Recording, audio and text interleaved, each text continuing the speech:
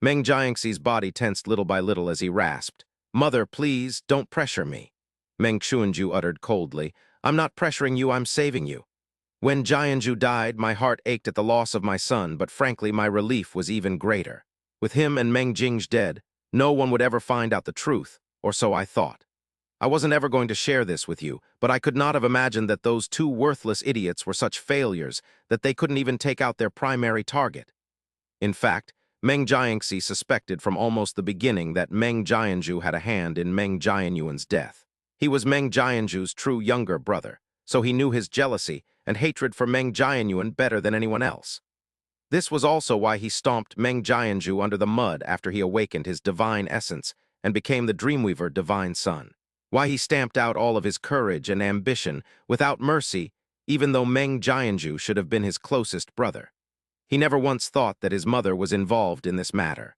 She was the Empress of a kingdom of God and a woman who stood in the pinnacle of the abyss. There should have been no reason for her to take such a risk, one that carried such severe consequences, no less. Poor Meng Jianzhu. He never thought that a third person beside him and Meng Jingsh who knew of his dirty deed existed. He never realized that it was his own mother who secretly pushed him to kill Meng Jianyuan until he died. Back then, I was overly confident that no one could ever threaten my position, and what happened? That bitch came within an inch of dethroning me. Since then, I recognized that there is no such thing as an enemy I can underestimate. Anyone and everyone who may pose a threat to me must be extinguished before they can grow into a true threat. Meng Xuanju abruptly grabbed Meng Jiangxi's arms and turned him toward her. She stared straight into his eyes and said, "Meng Jianyuan is far past the level of a sprout at this point, and he's practically riding on your face, and your plan to deal with him is to do nothing." "I am not doing nothing," Meng Jiangxi answered as calmly as he could. "It's just that now is absolutely not the time to attack Meng Jianyuan." "Since when did I tell you to attack Meng Jianyuan?" Meng Xuanju retorted. "Your father treats him like the gem of his life right now. To attack him now is to dig your own grave. No, what you should do, what you must do, right now is to stop him from becoming the Dreamweaver divine son. At the very least, you shouldn't allow him to rise to power so easily. You are unconcerned because of self-conceit and overconfidence." Meng Xuanji slowly tightened her grip until her fingernails were almost digging into his flesh. "But you must never forget that the dreamless divine regent's word is law in the Dreamweaver kingdom of God. You can have another 10 grandfathers and uncles to back you up, and your father still has the final say in everything. You must become the one and only divine son of this kingdom of God, the heir who is utterly irreplaceable regardless of your father's feelings. Only then will you be safe and beyond reproach even if the truth is revealed, and your father wishes with every breath he draws that you are dead. Then, when it is finally time for you to inherit your father's true God power and become the new Dreamweaver divine regent, your mother can commit 10 times the sins she has committed, and you will have the power to gloss over it all with a single breath. There could be another 100,000 Meng Jianyuan in the future, and they will never be anything more than your servants, your slaves. Do you understand?" Meng Jiangxi closed his eyes and lifted his head. A while later, he finally said in a heavy tone, "This child understands and obeys your teachings. This child promises to give his all to extinguish even the tiniest threats at the first sign of it." "Very good." Meng Xuanju finally relinquished her grip. "This is how my Zir should be. Now go to your grandfather. You already have 6 of the 9 dream halls under your control. They will obey your every whim as they are grasshoppers bound to the same rope as you. Your attitude will decide what will happen in the conferral ceremony 7 days from now." After Meng Jiangxi left the Empress Palace, the first thing he did was to let out a long, deep sigh. That was all he managed before Meng Jians rushed over to his side with a look of deep anxiety on his face. "Have you heard, Your Highness? Father is going to make Meng Jianyuan the second Dreamweaver divine son, and the conferral ceremony is set to happen in just 7 days. "I already know," Meng Jiangxi replied almost distractedly. Meng Jians examined his lord's face for a moment before shouting angrily, "What on earth is father thinking? It just makes no sense at all." "It does make no sense." Meng Jiangxi nodded in agreement. While looking ahead, he mused, "Mother was just asking me about this, and I comforted her saying that father was just acting out because he was overjoyed and wanting to make up for the guilt and regret that has been eating him up for the past century. But to be completely honest with you, I have no idea what he's thinking." If Father really is trying to make up to Meng Jianyuan, then making him the divine son is the last thing he should do. After all, it has been over a century since Meng Jianyuan went missing, and he does not possess a single root in this kingdom of God, much less the loyalty of his subjects. To make him the divine son, all he would garner his beloved son is suspicion, confusion, anxiety, and indifference. If I was Meng Jianyuan, I would think that Father was grilling me over a bonfire. It is the most beautiful bonfire in the world, but it does not change the fact that it burns. Father is a shrewd man, and I just cannot believe that he wouldn't understand this even as emotionally affected as he was. Meng Jiangxi tried to lay out the facts and find out the truth behind his father's actions, but he still couldn't figure it out. It wasn't his fault. He could grow 10 heads and be 10 times smarter than he was, and he still could not imagine that Meng Kongchen wasn't Yun Qi's only backer, that the Heaven-Breaker Kingdom of God was behind him as well. Meng Kongchen was doing this because of love and recompense, but it was also to give Yun Qi a status and show Hua Fuchen that he meant business. Whatever his reason might be, it is clear that Father did not consider your feelings at all. Meng Jians lowered his voice. Have you thought of anything regarding the conferral ceremony in 7 days? Meng Jiangxi stopped in his tracks and declared, I will end him. Meng Jians also stopped in his tracks and stared at Meng Jiangxi with fervent eyes. I do not mean physically, of course. It is impossible to lay a finger on him right now, but I will make his conferral ceremony the most humiliating day of his life. I will make sure that his title isn't a badge of honor but a brand of shame that no one is soon to forget. I understand. Meng Jian slowly nodded, eyes shining with excitement. Obviously, I cannot be involved in this. In fact, I'll need to defend him the entire way. Meng Jiangxi's eyebrows furrowed. You know what to do, Heaven-Breaker Kingdom of God. As soon as Hua Qingying descended from the profound arc, she discovered that Hua Fuchen was waiting for her. He was wearing an odd expression as well. Where's Kaylee? Hua Qingying asked. I can't sense her presence anywhere. She entered the 7-star Heaven-Breaker formation, Hua Fuchen answered honestly. What? Hua Qingying's face turned into thunderclouds instantly. She knew you would stop her, so she went inside before you returned, Hua Fuchen said indifferently. The 7 stars are lit and the 7 formations are activated. You are too late to stop her. Hua Qingying shot him a cold look before turning to leave. One more thing, this is very good news for Kaylee's future. As expected, Hua Qingying immediately stopped in her tracks. Meng Kongchen contacted me just now, but not because he wanted to share the results of Falling Dream with me. Hua Fuchen paused for a moment before saying slowly, he discovered that Yun Qi's true identity is Meng Jianyuan, the son who went missing over a century ago. Hua Qingying was visibly surprised by this. She slowly turned her head to look at him. Are you sure? Meng Kongchen told me himself, Hua Fuchen confirmed. Besides, you're the one who told me that Yun Qi did not have any memories from before he was 10 and that he is over 120 years old. Now that I think about it, it matches the date Meng Jianyuan went missing perfectly. Hua Qingying murmured, to think that such a coincidence could happen. The world is big and its surprises are endless. But yes, I would be lying if I say I don't echo your sentiment. Hua Fuchen sighed. Anyway, you can see why this is great news. Yun Qi and Kaylee's prospects are looking much better than before. At the very least, we don't need to face it alone. Not only that, Meng Kongchen decided to prove his determination by giving Yun Qi a fitting status as soon as possible. He already gave the order to confer Yun Qi the second Dreamweaver Divine Son. The conferral ceremony will happen in 7 days. Hua Qingying abruptly spun around to face Hua Fuchen directly.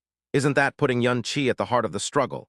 Meng Jiangxi's clan has deep roots in the Dreamweave Kingdom of God, and you mentioned yourself that Meng Jiangxi is as ambitious as he is capable.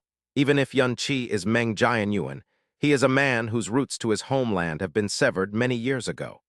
You should know better than I what kind of consequences making Yun Qi the second Dreamweaver Divine Son will cause. What kind of reaction it will elicit from Meng Jiangxi and his clan. Hua Fuchen was smiling, though.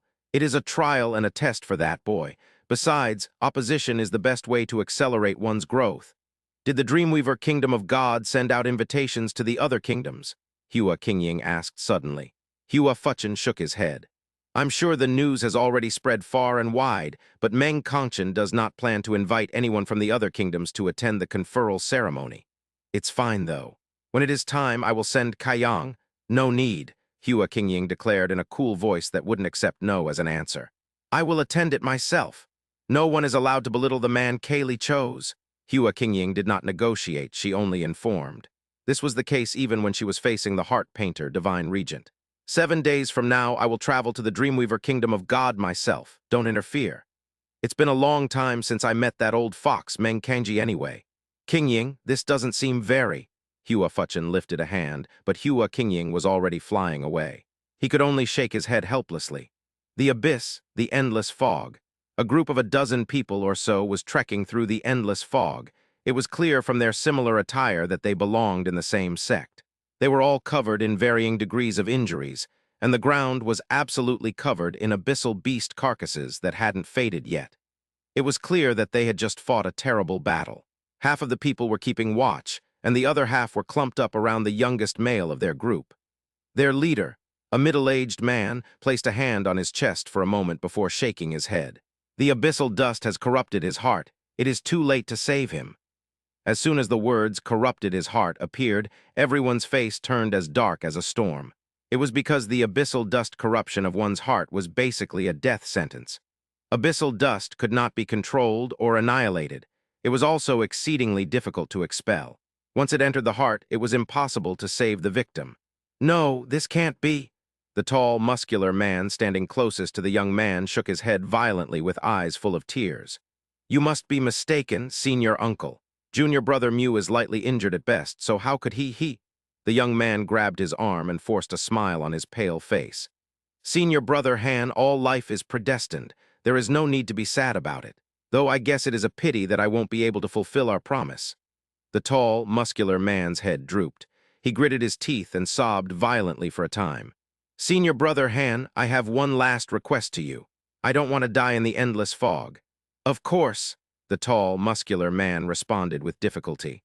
We'll leave immediately. There is no reason for you to become a part of the endless fog's dust. None, he had just finished saying this when exclamations of surprise suddenly came from their surroundings. What is that? When they looked up, they saw a thick, churning storm of abyssal dust. It was such that the grayish, dark sky became even darker than it already was. Everyone was frozen in place. This lasted until someone muttered in a daze, "This looks very similar to that one rumor about." It was at this moment a low, imposing growl that sounded like the groan of a devil rang beside everyone's ears. The fog monarch patrols the endless fog. Back off if you know what's good for you. Each word shook them like it had come from the depths of their heart and soul. Everyone turned as white as a sheet. Fog monarch. Could the rumors actually be true? I thought it was just a false rumor, a ruse by some sick bastard. Legend has it that the ancestral Killin god was drawn out of the depths of the endless fog when the fog monarch first appeared months ago. It had caused a wide-scale disaster spanning thousands and thousands of kilometers and buried countless bodies.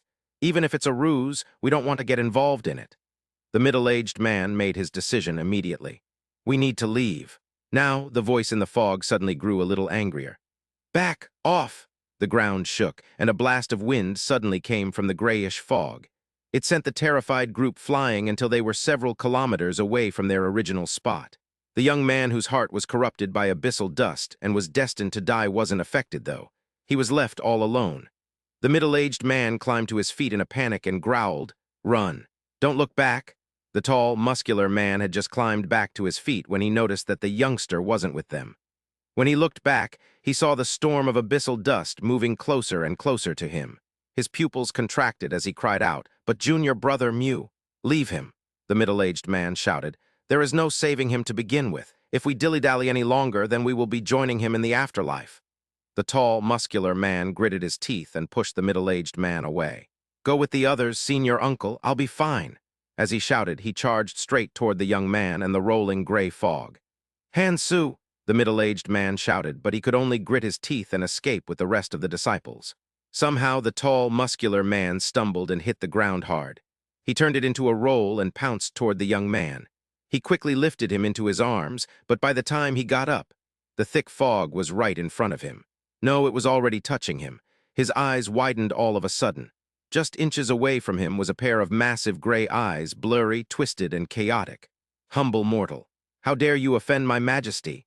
The sheer pressure it exuded was almost enough to crush the man's soul into bits. Despite trembling harder than a leaf in a storm, the man forced himself to stay strong and shouted, I am just a humble mortal. I wouldn't dare to offend you, Lord Fog Monarch. It's just, my junior brother's heart has been corrupted by abyssal dust, and there is no longer any way to save him. I just want to take him away from the endless fog so that he may have a dignified death. I don't mean to offend you in any way. Please have mercy. I, Hansu, will be forever grateful if you do. Ha ha ha ha, the Fog Monarch responded with laughter. A fearless and loyal man you are. You deserve a reward. A cloud of grayish fog abruptly descended from above. The tall, muscular man let out a groan of fear, but he did not dare to fight back. Strangely, he did not feel the usual sense of corruption. In fact, the grayish fog left them just a few breaths later. The thick aura of death surrounding the young man also left him. Ha ha ha ha, the gray fog rolled away, accompanied by the Fog Monarch's fading laughter. Senior Brother Han. It was at this moment the young man pushed himself away from the tall, muscular man and struggled to his feet. Then he stared at his own hands while murmuring as if in a daze, "My corruption, it's all gone. What?" When they rejoined their group, and the middle-aged man circulated his profound energy throughout the young man's body one time, his pupils dilated, and he fell into a numb, speechless shock. He felt as if he had suddenly plunged into the most ludicrous dream of his life. "Senior uncle," the tall, muscular man asked tentatively, "could it be?" "It's impossible. It's utterly impossible." The middle-aged man shook his head repeatedly like he had lost his soul. "Abyssal corruption cannot be treated, and yet, it's not just his heart. He's completely clean." The group exchanged wordless glances with each other. They looked like they were hearing the whispers of the devil himself. A disciple murmured, "Didn't they say that even the supreme abyssal monarch of the Pure Land could not eliminate abyssal corruption?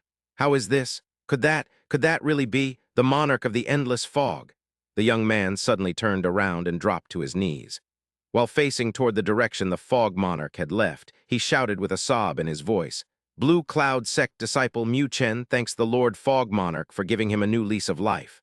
This disciple swears that he will worship the Fog Monarch as his one true god until the day he dies."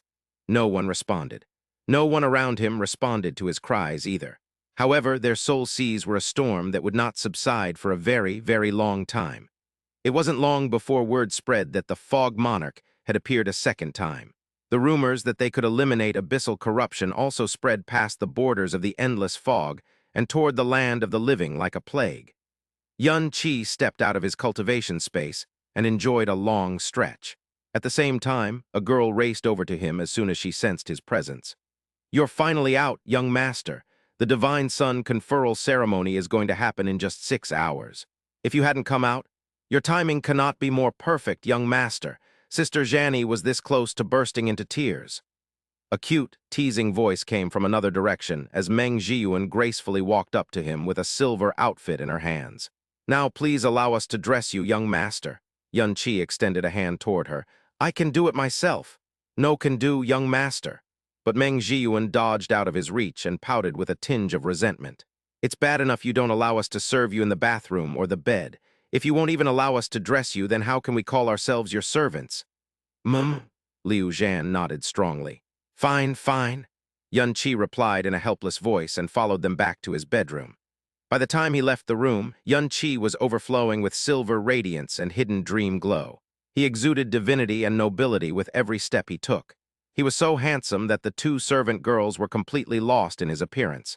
"It's a little garish, but at least the cut is fine." Yun Qi nodded in satisfaction before lowering his voice. "Xiaoyuan," an old man appeared out of nowhere and knelt before Yun Qi. "There is still time, so please tell me who will be attending my conferral ceremony," he asked with a casual expression. It seemed to be a cursory inquiry, and he did not seem to think too much of the conferral.